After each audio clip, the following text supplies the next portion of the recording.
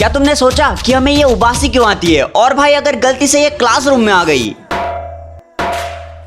तो देखो क्या होता है कि दिन भर में हम जो भी काम करते हैं, जैसे चलना फिरना, पढ़ाई करना या गेम्स खेलना या कुछ भी, तो इन सब कामों से हमारा दिमाग थक जाता है और गर्म हो जाता है, जिसकी वजह से क्या होता है कि हमारा दिमाग अच्छे से काम नहीं कर पाता और इसीलिए हमें उबासी आती है। तो जैसे ही हम अपना मुंह खोलते हैं तो बाहर की ठंडी हवा हमारे शरीर के अंदर जाती है, जिससे क्या होता है कि जो खून हमारे दिमाग तक जा रहा होता है वो भी ठंडा हो जाता है और आखिर में हम गर्म हवा को बाहर निकाल देते हैं।